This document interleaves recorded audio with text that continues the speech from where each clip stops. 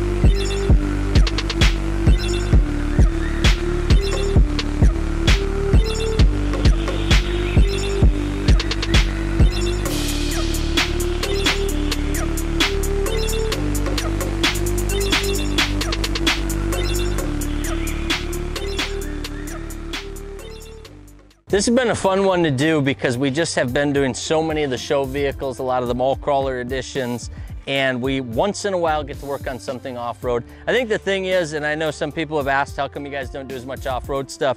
A lot of the guys up here in Wisconsin that are doing off-road, they're building their own stuff. They'll basically take it ground up and kind of do their own mods, do their own lift kits, do pretty much their own everything. And that's why we don't get to play with as many of these. But this one, the customer brought in, totally stock. It's got about 170,000 miles on it. It's gonna be purely for off-road, and that's exactly how it's starting its life as far as building. And I'm sure he's gonna keep going with more stuff. But what he started with is one of the better kits that you can get for this Jeep. It's gonna be a 3-inch BDS, so you'll see the new coils, new shocks, ended up having to do new brake lines. It's got the quick disconnects and everything down under here, which are some of the key features of that kit.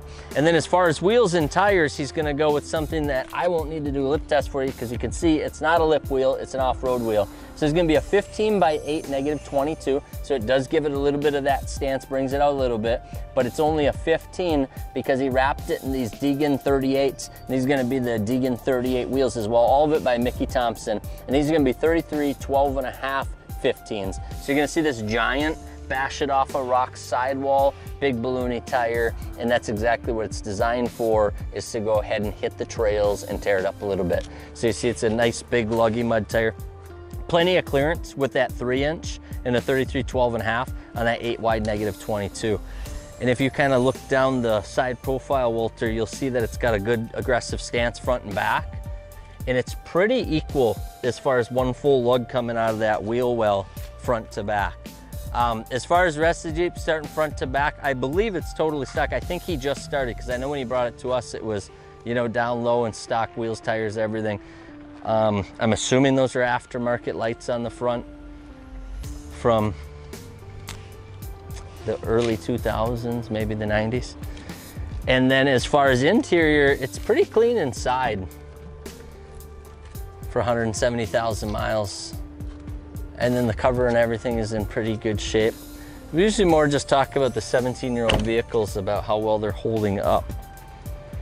Everything else is gonna be stock on this. You can see it's got what appears to be the stock wheel, still for the spare.